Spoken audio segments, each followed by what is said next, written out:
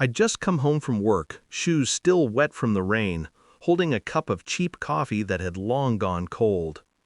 I stood in the doorway of the house I'd bought myself, my house, and read the accusation over and over. Financial damages caused to the family by depriving younger daughter of her rightful future. They were suing me for stealing my sister's future.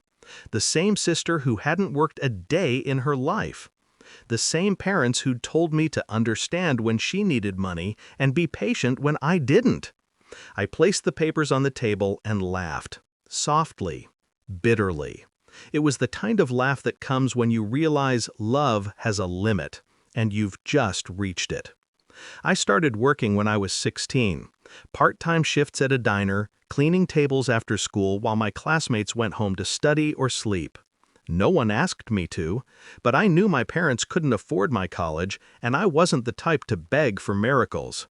When I got my first paycheck, I handed it to my mother. She smiled, proud. I thought that smile meant everything. Over the years, I paid for my own degree, my books, my rent. I saved quietly, skipped birthdays, said no to vacations. Every sacrifice felt like a brick in the foundation of my future. My parents called me their responsible one. My sister? She was their delicate dream, the one they protected, excused, pampered. When she dropped out of college, they said it was stress. When she spent her savings on a failed startup, they said it was ambition. When I bought my first home, they said nothing, just silence. A silence that stung more than words ever could. The first hint came a month before the lawsuit. My mother stopped calling. My father started avoiding my messages. My sister posted photos online of family dinners I wasn't invited to. Then came the whispers. An old neighbor mentioned how generous I'd been, giving my parents so much money to help my sister. Except I hadn't given them a cent. When I confronted my mother, she didn't deny it. She said, "You've had more than enough. Your sister deserves a chance too." That's when I realized they'd used my name, my credit, my ID. They'd borrowed money in my name to help her start fresh. And when the debt collectors started circling, they turned on me.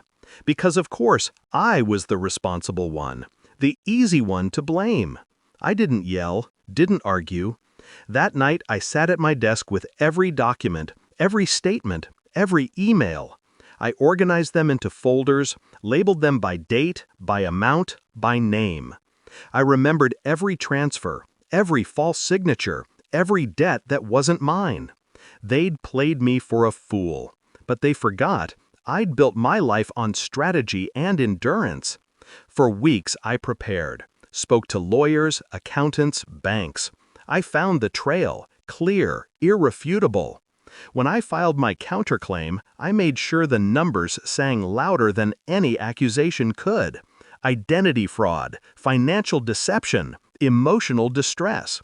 All factual, all traceable. No emotion, no revenge, just precision. My lawyer advised me to settle quietly, but I refused. They had chosen the stage, a courtroom, and I would play my role perfectly. The day of the hearing, my parents sat beside my sister, holding her hand like she was the victim. She wore white, a symbol of innocence. I wore gray, neutral, unreadable. When the judge asked for statements, my father spoke first, his voice trembling with rehearsed pain. He said I'd abandoned the family, that I'd hoarded success and left them behind. My mother cried. My sister lowered her eyes like a martyr. Then it was my turn.